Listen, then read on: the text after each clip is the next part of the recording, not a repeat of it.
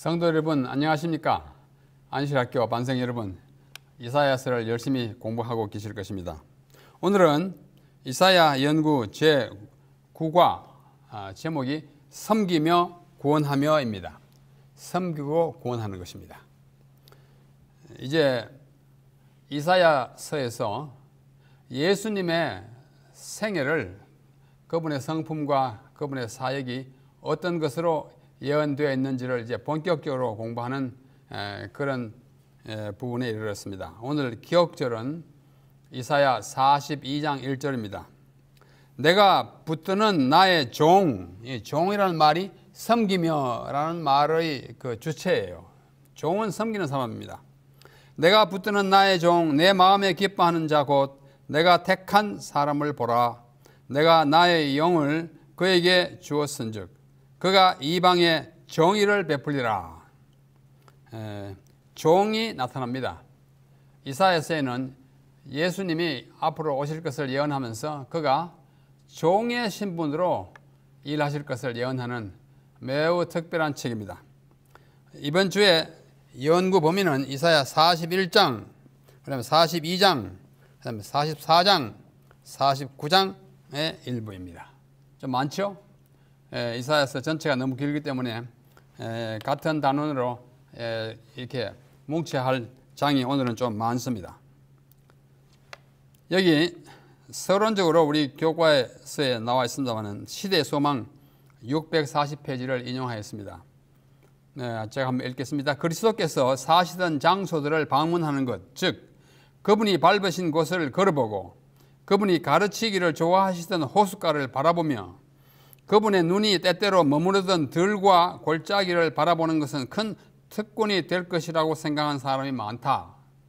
그러나 우리가 예수님의 발자취를 따라가기 위하여 나사렛이나 가버나움이나 베다니에 갈 필요는 없다. 꼭 가야 그분을 잘 배우는 것 아니라는 뜻이죠. 우리는 병상 곁이든, 이제 위에 노란 글자는 굳이 그렇게 안 해도 된다. 그러나 그 다음에는 중요한 것이에요.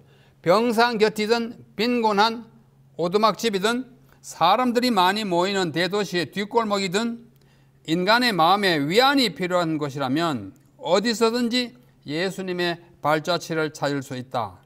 예수님이 지상에 계실 때 행하신 것처럼 행함으로 우리는 그분의 발걸음을 따라가는 것이다.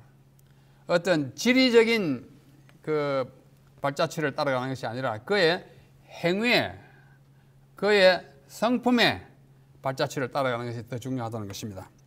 위에 부분만 보면 어쩌면 성지순례 무용론을 말씀하시는 것 같습니다. 성지순례 갈 필요가 없다. 집에서도 또 우리나라에서도 그분이 행하시는 일만 잘 따라하면 그분의 발자취를 참으로 따라가는 것이다. 영적인 교훈입니다. 그러나 또 성지순례 갔다 오신 분들은 또 그런 대로 은혜를 참으로 많이 받고 오지 않습니까? 여기 한 폭의 사진 그림이 있습니다. 아마 아시는 분은 아시겠지만 이게 삼육대학교 100주년 기념관 앞에 이 잔디에 놓여 있는 예수님이 삼육대학 학생 하나의 발을 씻어주는 장면을 이게 동상으로, 별로 크지 않습니다만 사진에 좀 크게 나왔죠. 예수님이 이 학생의 얼굴을 바라보면서 허리띠를 묶으시고 이게 발을 씻어주지 않습니까? 이게 뭐예요? 이 젊은 어린 학생의 발을 씻어주시는 예수님의 모습, 이것이 참으로 예수님을 닮아가는 것이고 그분의 봉사의 성격이 바로 이렇게 섬기는 것이다. 오늘의 제목처럼 섬겨서 그 대상을 구원하는 것입니다. 아주 아름다운 그림입니다. 우리 삼육대학교의 교육 목표와도 아주 부합하는 것입니다. 우리 교훈이 진리, 사랑, 봉사이거든요. 이 봉사하는 섬기는 모습입니다. 또 다른 방향에서 찍으면 이렇게 됩니다. 예수님이 쳐다보는 모습에 사랑이 깃들어 있습니다. 바로 오늘 우리가 공부하는 그 범위에 예수님의 모습은 종입니다. 종이에요. 그래서 이사야 40장으로부터 45장까지의 여호와의 종에 대한 이야기가 많이 나와요. 40장에서 55장까지. 근데 서론적으로 좀 개괄해서 좀 말씀드리면 우리 이 자세히 공부하지 못합니다. 오늘 공부하면 다음 과에 또 다른 거 공부하고 오늘이 9가니까 10, 11, 12, 13 하면 끝나잖아요. 저 개괄적으로 말씀드리면 40장은 그 여호와의 종이 오는 길을 예비하는 것입니다. 뭔지 아실 것입니다. 대로를 평탄케 하라. 그죠? 광야의 길을 내라. 그분이 오신다. 그 다음에 41장은 여호와의 종 이스라엘 이야기를 하고 있습니다. 자세히 보면 성경에는 종이 많이 나오는데 아주 예언적으로 중요한 두 종이 있는데 그 중에 하나가 이스라엘 여호와의 종입니다. 그다음 42장에 가면 여호와의 종의 소명이 있는데 이 여호와의 종은 예수님을 가리키는 종입니다. 그 다음에 여호와의 종의 소명이 나오고요. 41장은 이스라엘이고요. 그 다음에 43장에는 또 야곱 또는 이스라엘이 나옵니다. 그 다음에 44장은 목자 고레스에 대한 이야기가 뭐랄까요? 막간을 이용한 데 삽입되어 있고, 그 다음에 넘어가면 45장에 보면은 또 나의 종 야곱이 또 나옵니다.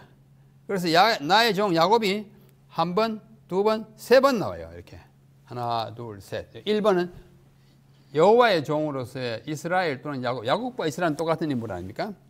그 다음에 보면 49장, 50장, 52, 53장에는 다시 여호와의 종의 위임과 헌신과 행적이 나오는데 이것은 예수 그리스도를 여호와의 종으로 일컬은 아주 예언적, 아주 상징적 장들입니다. 이것에 대해서 우리가 열심히 공부하겠습니다.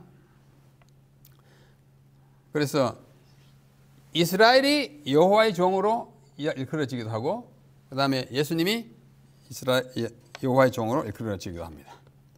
먼저 이스라엘이 여호와의 종으로 일컬어진 부분인 41장 8절로 12절 잠깐 보겠습니다. 그러나 나의 종 너 이스라엘아, 내가 택한 야곱아, 나의 벗 아브라함의 자손아, 내가 땅 끝에서부터 너를 붙들며 땅 모퉁이에서 너를 부르고 네게 말하기를 너는 나의 종이라. 이스라엘 백성을 일컬어서 나의 종이라 이렇게 말합니다. 내가 너를 택하고 싫어하여 버리지 아니하였다 하였노라. 두려워 말라. 내가 너와 함께 함이라. 놀라지 말라. 나는 내 하나님이 됨이라. 내가 너를 굳세게 하리라. 참으로 너를 도와주리라. 참으로 나의 의로운 오른손으로 너를 붙들리라. 보라, 네게 노하던 자들이 수치와 욕을 당할 것이요 너와 다투던 자들이 아무것도 아닌 것 같이 될 것이며 멸망할 것이라. 내가 찾아도 너와 싸우던 자들을 만나지 못할 것이요 너를 치는 자들을 아무것도 아닌 것 같고 흠한 것 같이 되리라. 이것은 한마디로 말하면 여호와의 종으로서 이스라엘 백성이 받을 절대적 도움과 보정의 말씀을 이 이사야 41장에 나와 있습니다. 그 서두가 바로 나의 종 이스라엘아. 이스라엘이 여호와의 종으로 일컬어지는 때문입니다. 이 41장 10절은 너무나 잘 알지 않습니까? 내가 너를 두려워 말라, 놀라지 말라, 너와 함께 하겠다는 그 말씀이 바로 여기 이스라엘 백성을 두고 하는 말씀인 것입니다. 그 다음에 44장에 가보면 또 같은 대상 야곱 또는 이스라엘에 대하여 나의 종이라고 또 읽었습니다. 나의 종 야곱, 내가 택한 이스라엘아, 이제 들으라. 너를 만들고 너를 모태에서부터 지어낸 너를 도와줄 여호와가 이같이 말하노라. 나의 종 야곱아, 내가 택한 여수르나. 여수르는 이스라엘 백성에 대한 하나님의 애칭입니다. 여수르나, 두려워하지 말라. 나는 목마른 자에게 물을 주며 마른 땅에 시내가 흐르게 하며 나의 영을 네 자손에게, 나의 복을 네 후손에게 부어주리니 그들이 풀 가운데 솟아나기를 시냇가에 버들같이 할 것이다. 비록 보잘것없이 나오지만 그것이 크게 되는 그 버들가지처럼 너희를 내가 자라나게 하겠다. 그 다음에 44년 21절 22절에 가면 또 이와 같은 말이 나옵니다. 야곱아, 이스라엘아, 이 일을 기억하라. 너는 내 종이니라. 또 종이라 그래요. 내가 너를 지었으니 너는 내 종이라. 이스라엘아, 너는 나에게 잊히지 아니하리라. 내가 너를 기억하겠다. 내가 내 허물을 빽빽한 구름같이 내 죄를 안개같이 없이 하였으니 너는 내게로 돌아오라. 내가 너를 구속하였습니다. 그래서 야곱에 대한 축복이지만 그 후손이 받을 축복과 또 용서를 보증하는 것입니다. 빽빽한 허물, 구름 같은 허물 내가 용서하겠다. 왜요? 이 백성을 통해서 온 백성을 구원할 구원자가 올 것이기 때문입니다. 그 다음에 45장에 가면 또 나옵니다. 내가 나의 종 야곱, 내가 택한 자 이스라엘, 곧 너를 위하여 내 이름을 불러 너는 나를 알지 못하였을지라도 네게 칭호를 주었노라. 나는 여호와라, 나 외에 다른 이가 없나니 나밖에 신이 없느니라. 너는 나를 알지 못하였을지라도 나는 내 띠를 동일 것이요 해 뜨는 곳에서든지 지는 곳에서든지 나밖에 다른 이가 없는 줄을 알리하리라. 너 나에 대한 하나님에 대한 지식을 전수할 백성으로서 택한 족속이다.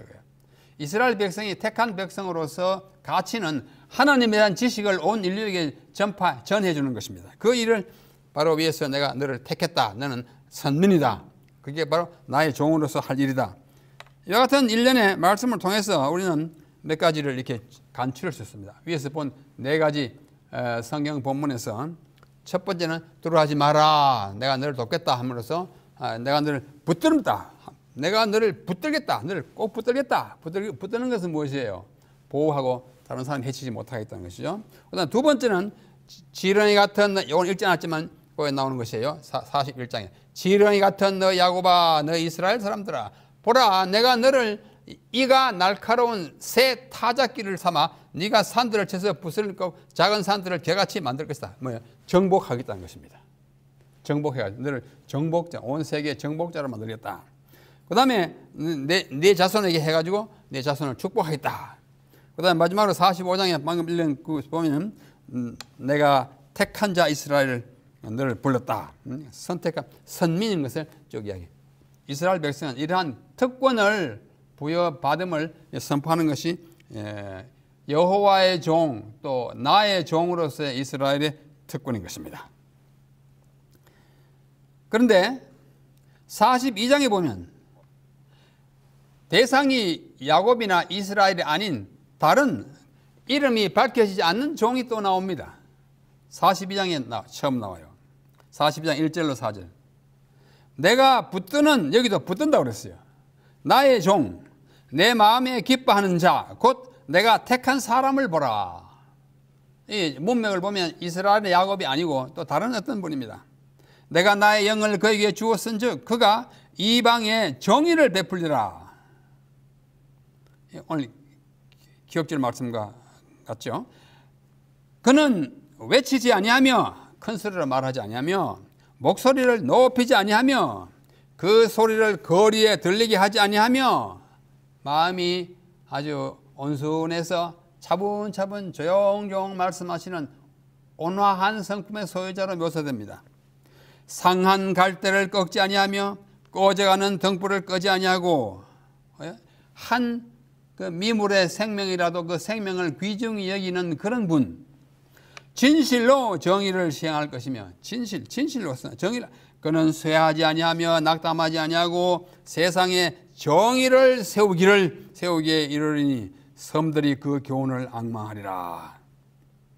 이것은 여호와 하나님께서 그의 종을 택하시는데 그 종이 이 땅에서 그 사명을 완수하는 일에 성공할 것을 예언한 것입니다. 그에게 영을 줘가지고 조용조용 이야기하고 사뿐사뿐 말씀할지라도 그는 영혼을 구원하는 자로 나타날 것이라고 말하는 것입니다. 이름을 밝히지 아니하였어요.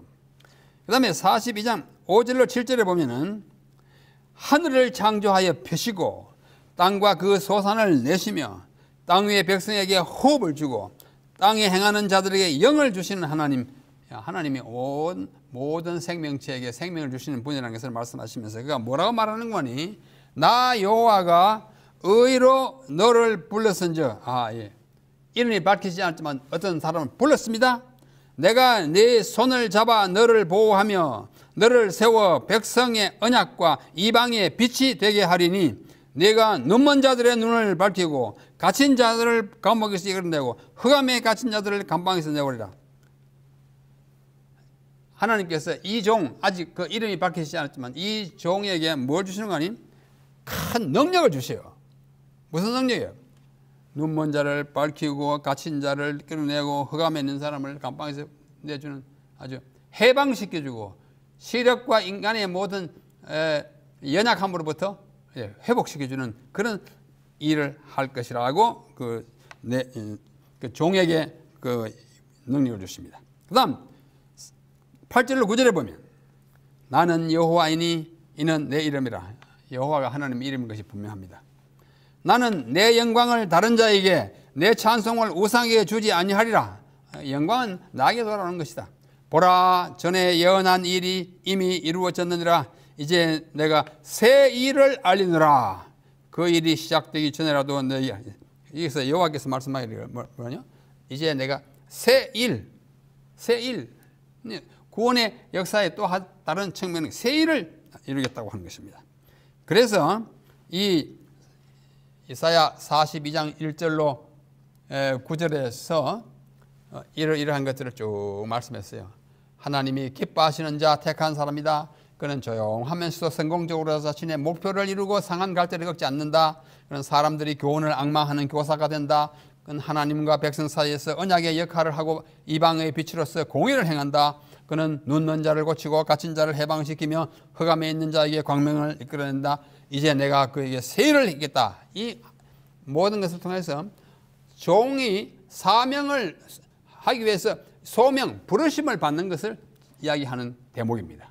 이래가지고 종의 소명이라고 말합니다. 42장은 종의 소명에 대해서 이야기한 것이고,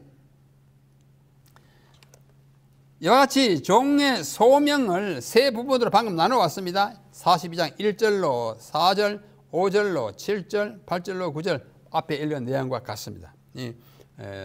요약하면 이래요. 이러한 개념을 많은 학자들이 설명하고 또 보여주고 또 책에다 기록하고 있습니다만은 여기 한 책이 있습니다. 이 책이에요. 이 책이에요. 여기 그림만 봐도 아까 삼육대학교에 있는 그 조각품하고 비슷하잖아요. 예수님이 뭐 베드로 일지의 제자들 중에 한 사람의 발을 씻겨주는 장면인데, 이와 같이 씻어주는 사람, 종의 모습으로 이 땅에 오신 예수님을 가장 분명하게 예시한 책이 이사야예요. A Study in Isaiah. 이사야 연구입니다. 그 책 이름이 뭐냐면 The Servant Song, 종의 노래예요. 종의 노래. 그 종의 노래의 제 첫 번째 부분이 이사야 42장 1절로 9절인데 그 내용이 뭐냐면 종의 call, 소명, 부르심이에요. 종의 부르심에 대한 것을 첫째, 둘째, 셋째 부분으로 나누어서 생각합니다. 그래서 이 책이 전체가 예수님을 가리키는 종의 노래를 그 부분을 주석하고 설명한 책입니다. 매우 아름다운 책이어서 제가 오래전부터 보고 또 가르칠 때도 자주 이용하였습니다. 바로 이 책이에요. 이사야 연구, 종의 노래, 종으로서의 servant, 종으로서의 메시아 그리스도를 나타내는 것인데, 오늘의 제목이 섬기고 구원하시는 종이잖아요. 섬기며 구원하시는 종 그리스도를 잘 설명해 주는 책이 이 책인데, 이 책에 보면 이제 종에 관한 예수님이 종으로서의 역할을 하는 그 부분들을 네 부분을 찾아가지고 그 네 부분의 이름을 다 붙였습니다.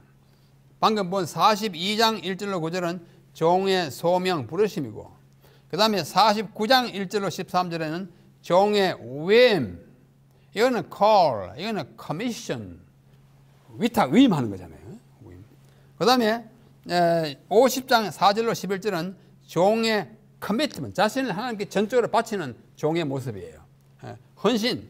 그 다음에 마지막으로 52장 끝에서부터 53장 12절까지는 종의 행적, career는 경력, 이력 뭐 그런 따잖아요. 이 저자가 이걸 이제 call, commission, commitment, career, C로 이렇게 아름답게 꾸미려고 이렇게 용어를 잘 선택하신 것 같습니다. 하여튼 이 책은 하나님의 종, 여호와의 종이라고 일컬어지는 분이 앞으로 행할 일인데 그분이 바로 예수 그리스도입니다.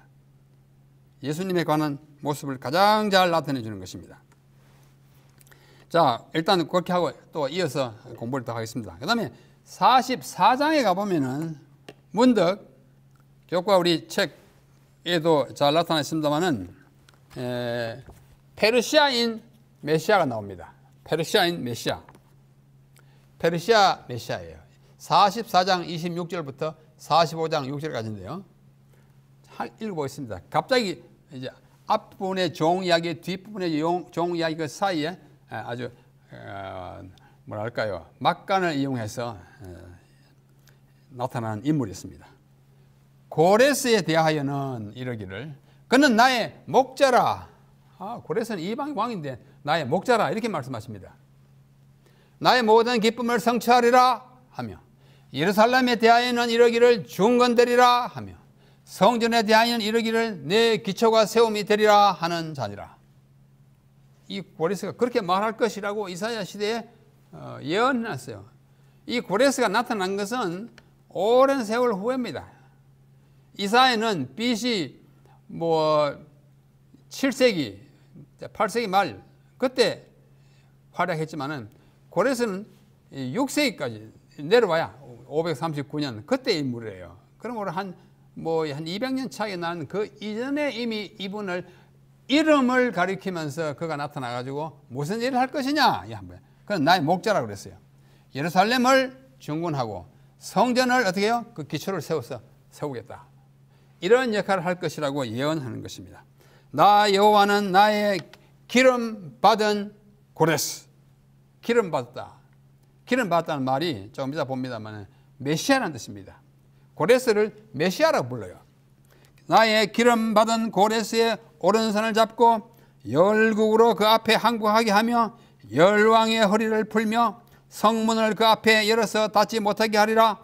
내가 고레스에 대하여 이르기를 네가 내 앞서가서 험한 곳을 평탄케 하며 놋문을 쳐서 부수며 쇠빗장을 꺾고 내게 흑암 중의 보화와 은밀한 곳에 숨은 재물을 주어서 너를 지명하여 부른 자가 나 여호와 이스라엘 하나님인 줄 알게 하리라. 하나님 말씀하시는 것입니다. 그러니까 비록 이방 왕이지만 하나님의 사용하시는 도구가 돼서 하나님의 백성을 위하여 위대한 일을 할 것을 이사야를 통해서 예언하고 있는 거예요. 이 고레스라고 하는 이방 왕은 역대하라고 하는 책에 3번,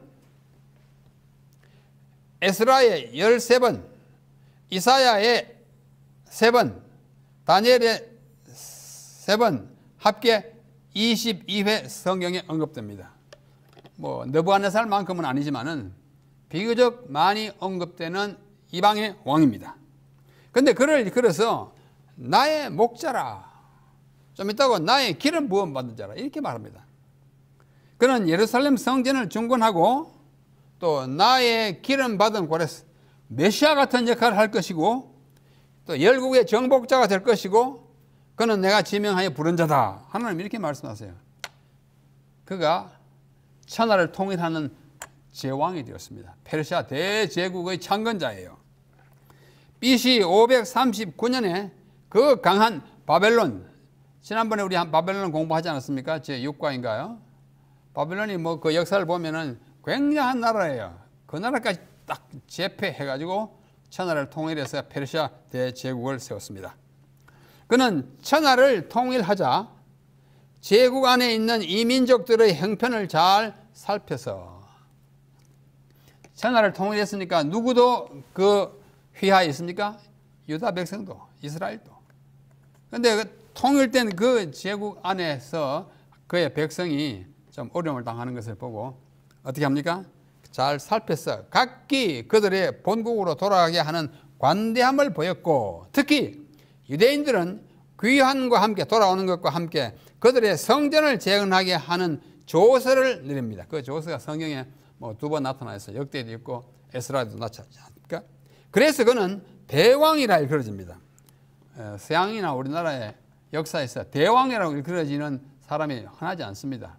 대왕이 되려면 첫째 영토를 넓히기도 되겠지만은 백성들을 잘 다스리고 좀 덕스러운 제왕이 되어야 대왕이라고 이루어집니다. 이 사람이 고레스 대왕이에요. 고레스. 고레스가 이렇게 조각품에 나타나 있는 모습을 보고 화가들이 좀 이렇게 첨가해서 그린 거죠. Cyrus the Great, 고레스 대왕, 이렇게 인용으로 그렇게 표현합니다.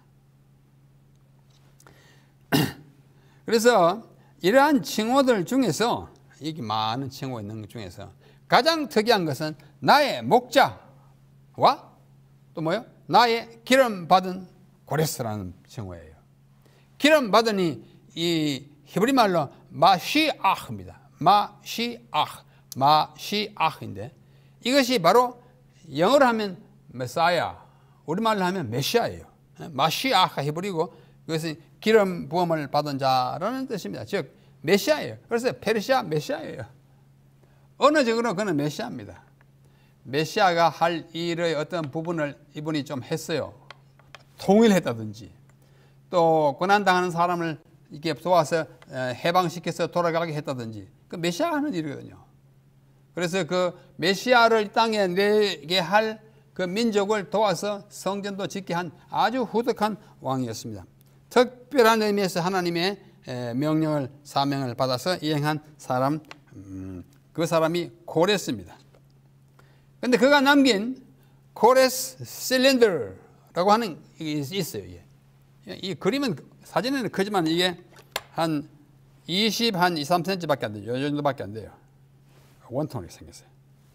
근데 보시다시피 여기에 잔뜩 문자가 기록되어 있습니다. 이게 무슨 문자일까요? 설형 문자 또는 쐐기 문자예요. 이걸 다 번역했습니다.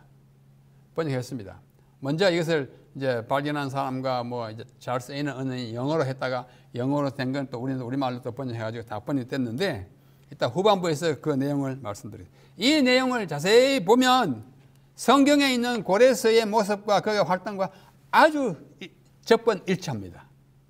그래서 성경의 기록도 확실하고 이 사실도 확실하다는 사실을 우리는 이해할 수가 있게 됩니다. 고레스 이야기예요. 그 다음 부분은 미리 주어진 희망이라는 뜻입니다.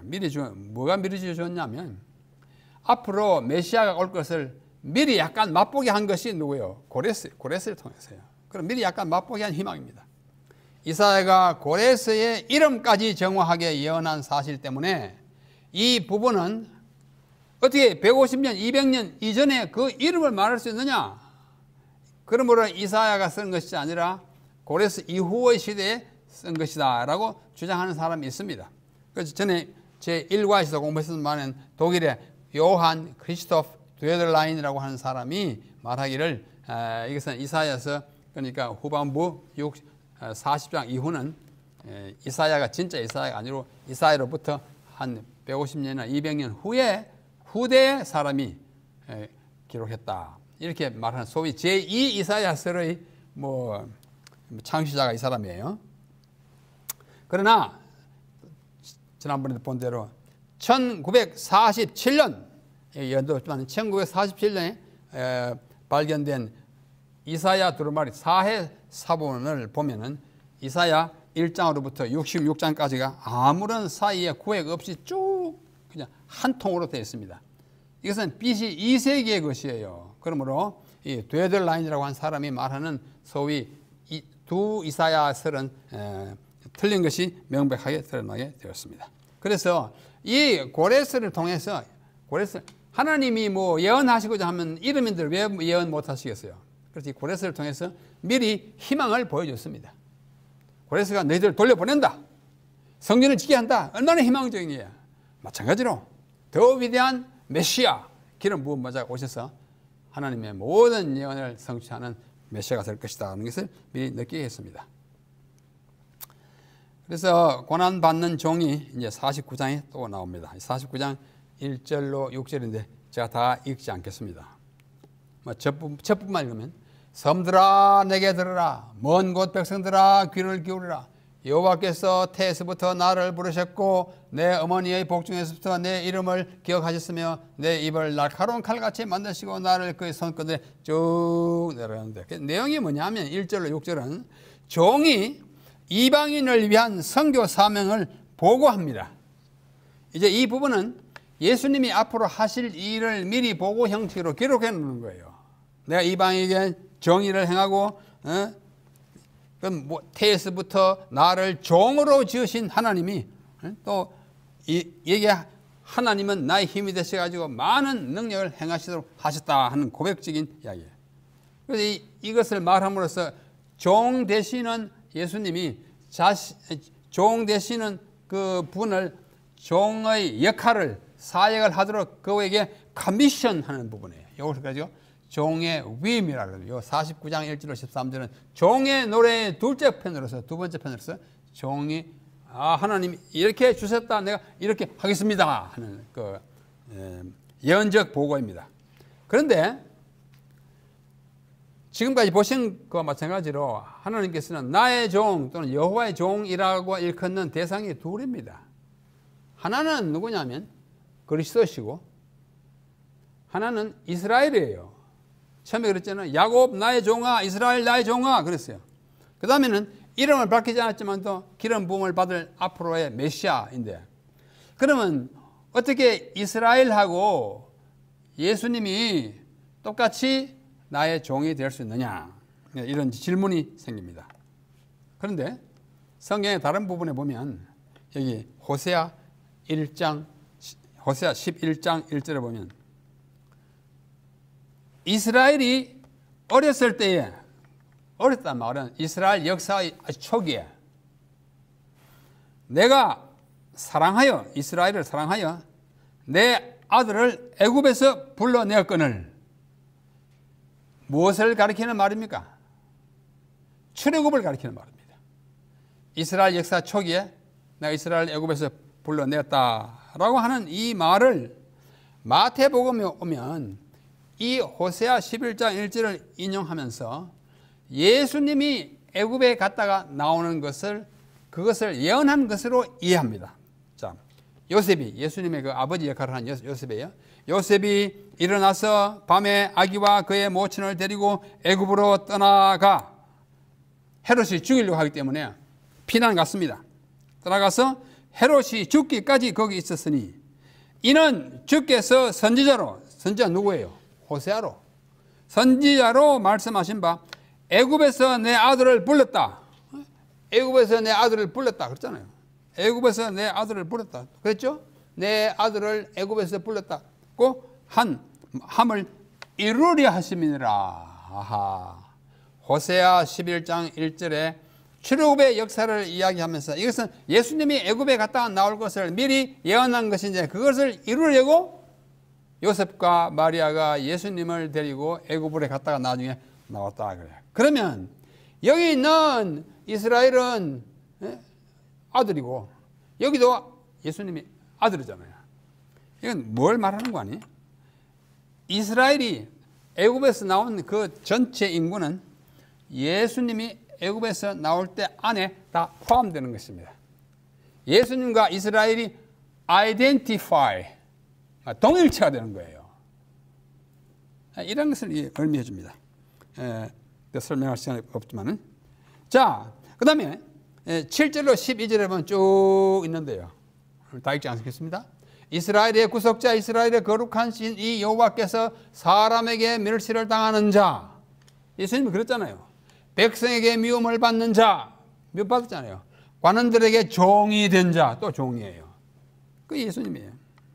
그래서 49장 이 1절로 13절인데 여기 49장 여기 앞에 나온 거 다음에 7절로 12절은 여호와께서 종의 선교 사명이 온전히 성취될 것을 약속하십니다. 쭉 그렇게 말씀합니다. 다 이루어질 거다. 그래야 메시아가 되는 거예요. 고난받는 종의 이 장면이 아주 분명하게 나타나 있습니다. 선교 사명이 잘 나타나 있어요. 그래서 49장 13절 보십시오. 13절 마지막이에요. 이 고난받는 종 이사야 49장의 마지막 13절은 하늘이여 노래하라 땅이여 기뻐하라 산들이여 즐거이 노래하라. 저는 한번 설명했습니다. 뭐 땅이나 바다나 하늘이 뭐 듣는 건 아니에요. 말하자면 그것들의 변함없이 딱 있는 그 자연의 뭐랄까 무게에 이제 약간 의인화해가지고 여호와께서 그의 백성을 위로하였은즉 그의 고난당한 자를 긍휼히 여기실 것입니다. 이렇게 얘기하는 것입니다. 아주 시적이에요. 하늘, 땅, 산들 여호와께서 그 백성. 여기서 모든 피조물이 여호와를 찬양하도록 초청하는 거예요. 다 피조물이 초청하는 것입니다. 그래서 이 부분이 이것으로 끝나는 것입니다. 여기 이 책 우리 교과서에도 이 책에 말씀이 인용되어 있습니다. 이 책에 몇 페이지냐 하면은 387페이지 보면 이와 같이 함으로써 이사야는 우리와 똑같이 시험을 받으면서 자신이 믿음의 길의 창시자와 완성자임을 증명하는 진정한 인성을 가진 한 종을 예견하였는데 여기서 믿음이란 아무것도 더 이상 가치 있는 것이 보이지 않을 때에도 여전히 나의 하나님을 부를 수 있는 진정한 개인적 믿음이다. 이분이 표현했어요. 이 책이 매우 중요한 책입니다. 여기 관원의 종이라고 했잖아요. 관원의 종 이야기예요. 이사야서에 난 예수님은 계속해서 종입니다.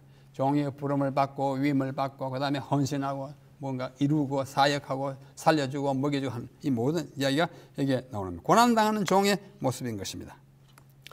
그래서 제 1편에서 이미 종의 부르심을 받고 제 2편 종의 위임을 앞에서 본 바와 같이 종이 이방인을 위한 선교 사명을 보고하고 종의 선교 사명이 온전히 성취할 것을 약속하고 마지막 13절이 피조물이 여호와를 찬양할 것을 이루어지는 것이 종의 노래의 두 번째인 종의 위임 부분의 종의 이야기입니다. 매우 확실합니다. 그래서 여기 선지자와 왕, 우리 엘렌 화이트 여사가 쓴 선지자와 왕 제 26장이면 311쪽부터 21쪽까지 보면은 제목이 너의 하나님을 보라. 이거는 시편 49편 40편 9절을 그대로 인용한 것을 장 제목으로 했습니다. 여기 뭐 다 읽을 시간이 없지만은 이사야의 시대에 인류의 영적 자각은 하나님께 대한 오해로 인하여 어두워졌다. 오랫동안 사탄은 사람들로 하여금 저희 창조자를 죄와 고통과 죽음의 장본인으로 여기도록 하고자 애를 썼다. 이와 같이 사탄에게 기만을 당한 사람들은 하나님을 엄하고 가혹한 분이라고 생각했어요. 그것은 대기만자인 사탄의 그 부추김 때문에 일어난 결과입니다. 사탄은 대기만자예요. 오늘날도 마찬가지입니다. 하나님 어떤 분인가? 조금만 잘못하면 막 벌 줘가지고 지옥 보낸다. 아니에요. 그죠? 하나님은 우리를 지옥에 보내지 않습니다. 우리가 뭐 한 기껏 살아봐야 70년, 80년 살아가지고 죄를 지은들 얼마나 짓겠어요. 그 지혜 때문에 수억만 년 영원히 지옥에 불타게 하는 그런 가혹한 하나님이 아니세요. 아닌데. 그래서 하나님이 어떤 분이냐? 엄하고 막 사람을 때려잡는 그런 하나님이 아니다. 뭘 보면 알 수 있냐? 예수님 봐라. 종으로 오시잖아. 종의 이야기예요. 종의 이야기였습니다. 그러므로 이사야서 40장으로 통해서 우리가 볼 수 있는 것은 우리가 얼마나 겸손해야 되는지입니다. 하나님의 아들이 하나님이 우리를 구원하기 위해서 종으로 오시잖아요. 하나님은 이사야를 통해 고통받는 자들에게 위로를 가져다 주셨다. 고난의 시간은 끝났으며 하나님은 그들에게 돌아오고 계신다. 그래서 그들은 절망과 혼란을 겪는 대신에 창조의 능력을 사용하시는 하나님을 신뢰할 수 있었습니다. 이사야 당시의 위로의 하나님은 오늘의 우리의 하나님이시기도 합니다. 그분은 우리를 사랑하셔서 구원하셨습니다. 빌립보 2장 5절로 8절 너희 안에 이 마음을 품으라 곧 그리스도 예수의 마음이니 그는 근본 하나님과 같은 본체시나 그것을 취할 것으로 여기지 아니하시고 자기를 비어 신성을 비어 종의 형체로 사람으로 나타나시고 종까지 하는 것처럼 죽기까지 복종하던 십자가의 죽음까지 지고다는 이 이야기. 그래서 온 우주 앞에 하나님이 폭군이 아니라는 것을 이렇게 아주 웅변적으로 나타내주고 있습니다. 예수는 이 땅에 섬기러 왔습니다. 마가복음 10장 45절 인자가 온 것은 섬김을 받으려 함이 아니라 오히려 섬김을 하고 자기를 많은 사람의 대성물로 주기 위해서 오셨다고 한 하나님의 이 정말 이 비하의 모습, 겸비의 모습을 가장 잘 보여주는 것이 종의 노래 이사야에 쓴 것입니다. 오늘 여기까지 공부하고 후반부에 이어가겠습니다. 여러분 열심히 공부하십시다. 감사합니다.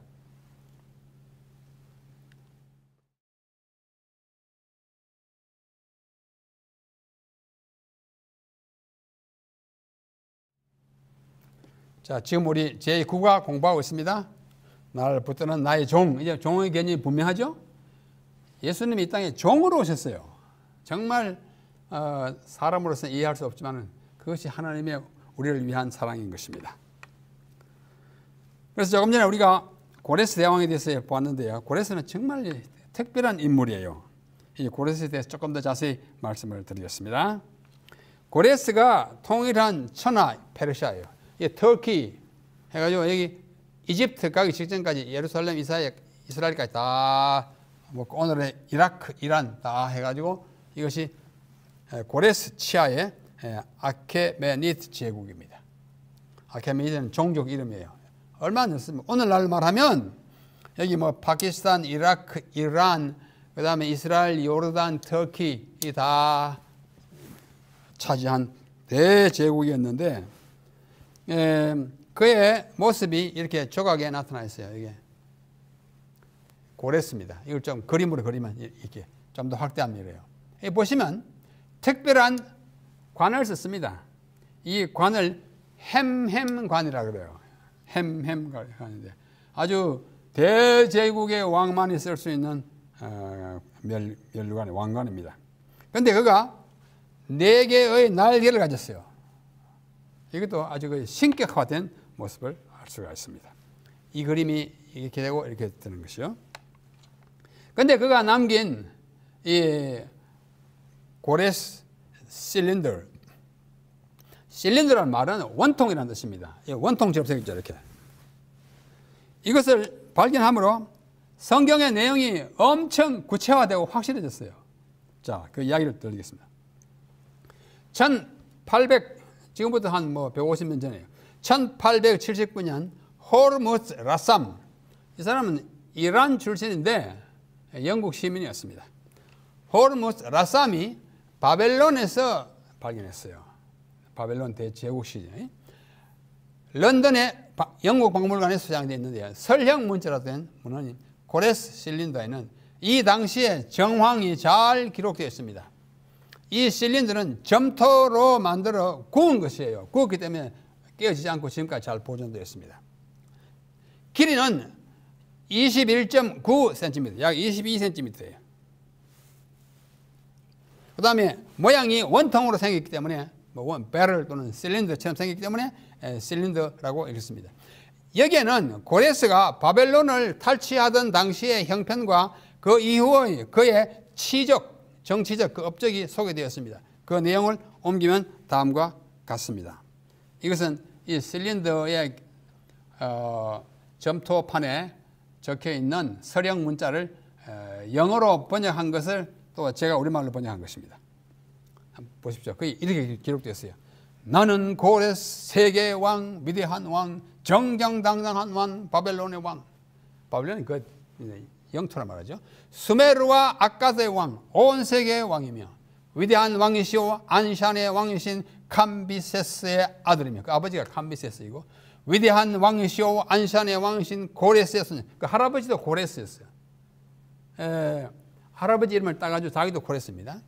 위대한 왕이시오 안산의 왕이신 테이스페스의 후손, 저 조상의 내 언제나 왕권을 행사한 가문의 출신이다. 자기를 굉장한 존재로 거기다 기술을 해놓고 있습니다.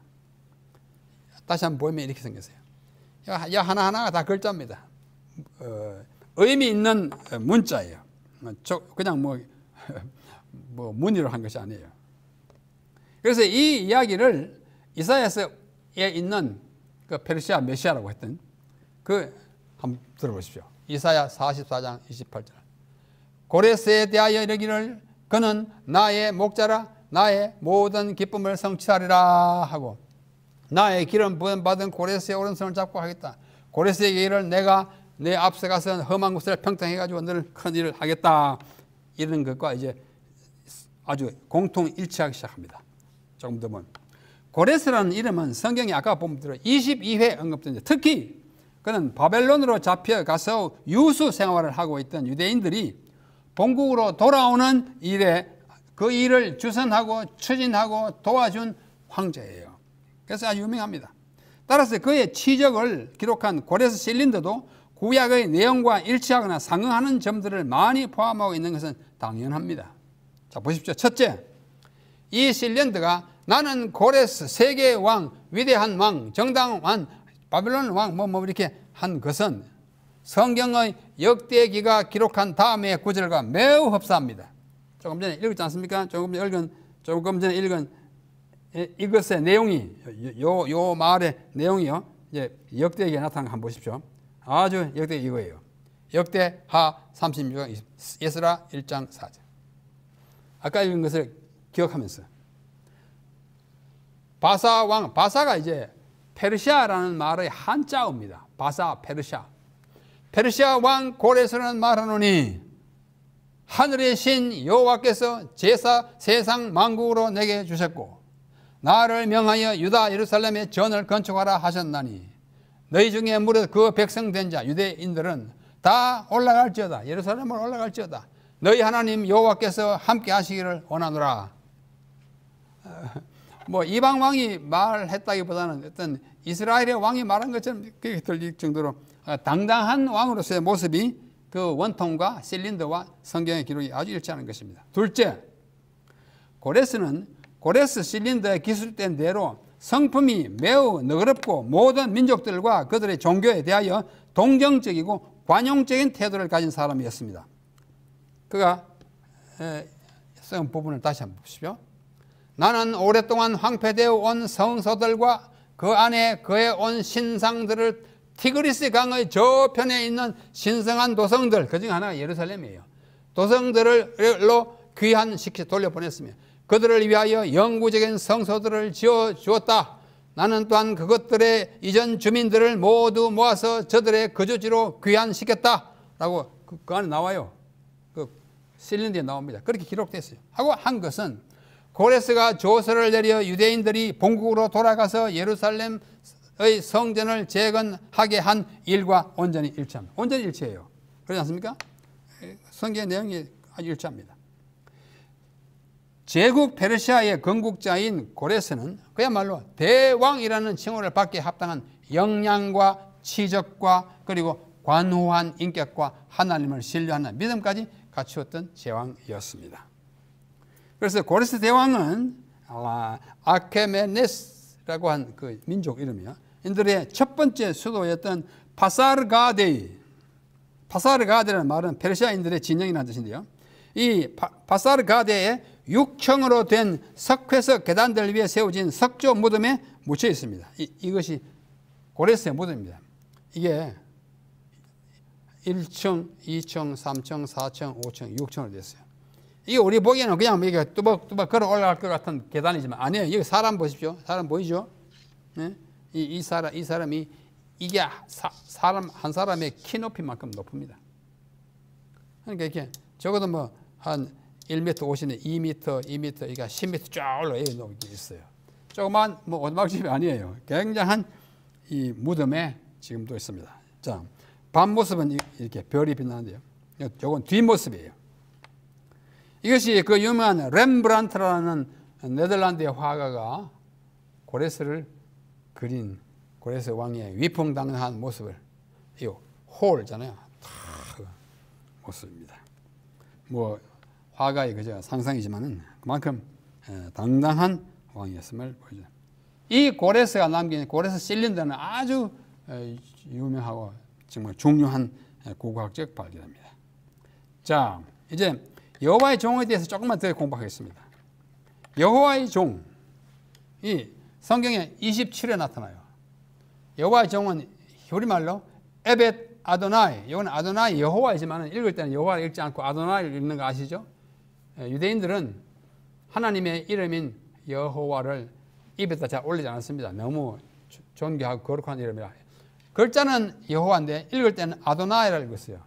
여호와의 종 27절 나왔던데, 이 여호와의 종은 모세를 가리키는데 한 17번 쓰였습니다. 신명기, 여호수아 뭐 이렇게 쭉 열왕기, 하, 디악대까지. 이것은 다 모세를 가리켜서 여호와의 종 모세, 여호와의 종 모세라고 가리켰고, 그 다음에 여호수아를 가리키는 것이 2번 있습니다. 여호수아와 사사기에. 그 다음에 선지자들을 가리킬 때도 2번 쓰였고, 다윗을 가리키면서도 2번 쓰였어요. 그 다음에 하나님의 백성을 가리킬 때도 3번 쓰였는데, 그 다음에 6번째는 메시아 그리스도를 가리킬 때 직접 여호와의 종이라고 한 것은 42장 19절에 한 번뿐입니다. 그러나 그 외에는 나의 종, 나의 종, 나의 종, 내 종 이렇게 말했기 때문에 다 일관성이 있는 것이죠. 그 다음에 이와 비슷한 개념인 하나님의 종이라는 말이 또 여러 번 씁니다. 이것도 에벳 하 엘로힘, 에벳 종이고 엘로힘 하나님이잖아요. 이러한 표현이 8번 나오는데요. 역시 모세를 가리켜서 4번, 다니엘을 가리켜서 1번, 사드락과 메삭과 아벳느고를 가리켜서 하나님의 종들이라고 했을 때 1회, 그 다음에 기타 사람들에 대하여서는 2번 더 해가지고 합쳐서 8회 쓰였고, 이건 구약이고, 신약에는 이제 헬라어잖아요. 하나님의 종 같은 개념이지만 또 둘로세우, 둘로스는 종이고 세우는 하나님이에요. 그것도 6번 사용됐는데, 바울을 가리킬 때 2번, 모세를 가리킬 때 1번, 하나님의 백성을 가리킬 때 3회 사용되었습니다. 횟수가 중요하진 않지만 이렇게 자주 사용되는데 왜 종이라고 자꾸 일컬었을까? 종이라고 일컬었을까? 그 다음에 하나님의 종도 아니고 여호와의 종도 아니고 나의 종이라는 말이 또 28번 사용되었어요. 나의 종, 압디라고 합니다. 28회 중에 이사야에서만 14번이에요. 그래서 나의 종, 모세에게 2번, 다윗에게 3번, 선지자들에게 3번, 기타 개인의 사람의 종에게 6 사용됐고, 그 다음에 파란색은 이사야서에 있는 것입니다. 이사야 자신을 가리킬 때 1번 나의 종이라고 했어요. 하나님 말씀하실 때. 그 다음에 이스라엘 야곱을 가리킬 때 아까 보았지 않습니까? 해가지고 5번. 그 다음에 메시아, 이름이 명시되지 않았지만 내용을 보면 메시아인 때에 나의 종이라고 한 것이 4번. 그 다음에 구원받은 자를 가리킬 때 4번. 이렇게 가지고 14번이 이사야에 쓰였습니다.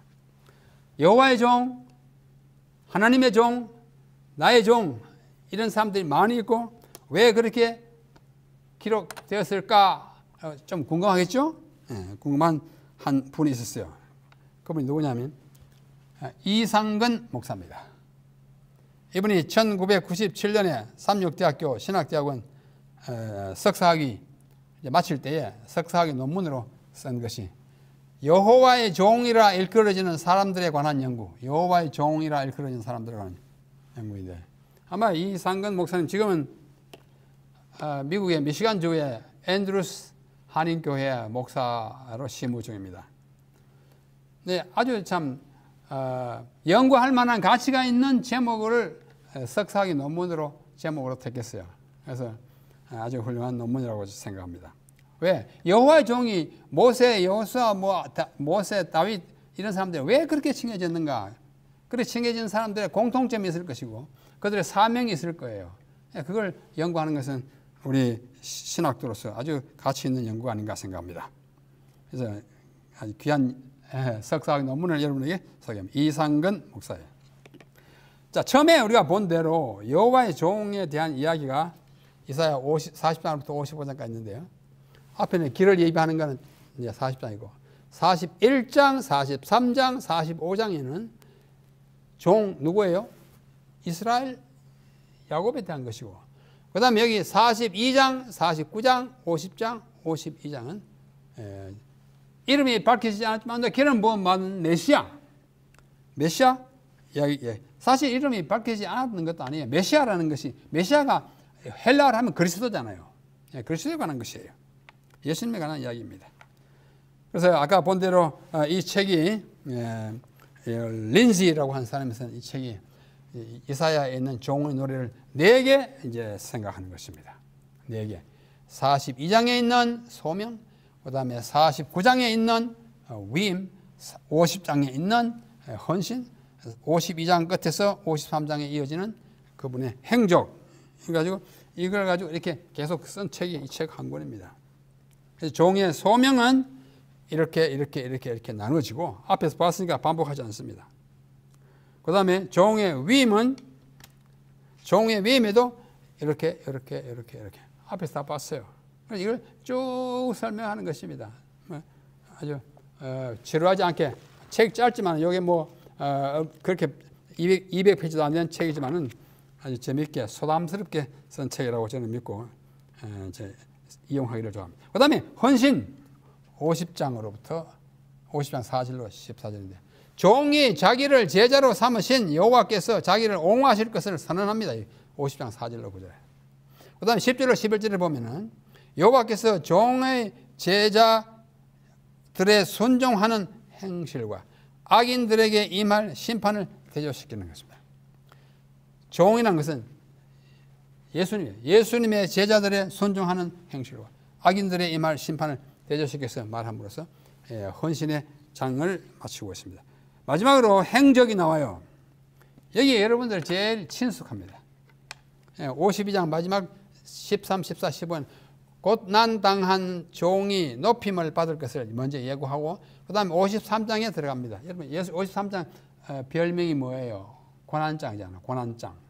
그렇죠? 우리의 전한 것을 누가 믿느냐 하면 나오잖아요. 믿는 사람들이 종의 죽음을 오해했던 것을 고백합니다.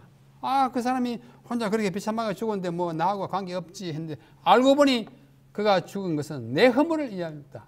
그가 고난을 당한 것은 나의 죄 때문이다를 깨닫고 통회하는 이야기를 하고 그것의 참뜻을 깨달은 이야기를 51장 1절로 9절.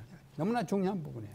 그러니까 강고를 알고 우리를 위해서 제물이 되시고 그 다음 마지막 10절로 12절에는 여호와께서 사명 곧 속건 제물을 그 제물로 드리는 자신의 사명을 완수한 종을 높이 올리실 것을 약속합니다. 이 부분의 내용에 대해서 다음 과에 조금 더 나오기 때문에 오늘은 여기까지 하겠습니다. 이사야는 3부로 되어 있습니다. 이미 여러분 잘 아십니다. 1부는 1장으로부터 39장까지고 1부 39장인데 그 앞부분은 35장까지 하고 36, 7, 8, 9는 역사적인 부분이에요. 그 제2부라 그러고 마지막 40장으로 48장까지는 이사야 제3부인데 40장에서 66장까지는 그래서 40장에서 66장까지를 또 세분하는 학자들이 있어요. 아주 해놓고 보면 아주 당연한 겁니다. 40장, 48장까지는 구원을 강조하고 40장, 9장으로부터 57장까지는 구원자를 강조하고 마지막 58장, 66장까지는 구원받은 자들을 강조하는 내용으로 되어 있다고 하는 것은 아마 좋은 그 인사이트 같습니다. 이걸 소개합니다. 그 다음에 또 어떤 사람은 40장 똑같은 나누면서 첫째 부분은 제3부의 첫째 부분은 평화의 목적, the purpose of peace. 그 다음에 평화의 임금, prince of peace. 그 다음에 평화의 계획, the program of peace를 하고 있다. 혹 마음에 드시면 연구하실 때 참고하시기 바랍니다. 다시 우리는 삼육대학교 교정에 있는 예수님이 학생의 발을 씻기는 모습입니다. 저도 이 학교에서 오래 가르쳤지만은 정말 예수님처럼 가르치는 것이 가장 잘 가르치는 것이고 예수님 우리에게 주신 모본을 따라하는 것이 가장 훌륭한 교사인 것입니다. 그래서 그분이 내가 너에게 행한 것 같이 너희도 그렇게 행하라고 하면서 세족 예식을 발을 씻겨주지 않았습니까? 모든 교사와 모든 그리스도인들은 그분이 보여주신 모본의 섬김의 모본을 따라서 남을 섬길 때 그 감동으로 그를 구원하는 것입니다. 이 이치를 보여주는 것이 바로 이사야서 오늘 우리가 공부한 제9과의 이야기인 것입니다. 다시 한번 기억절 읽고 마치겠습니다. 내가 붙드는 나의 종, 내 마음에 기뻐하는 자, 곧 내가 택한 사람을 보라. 예수님을 보라.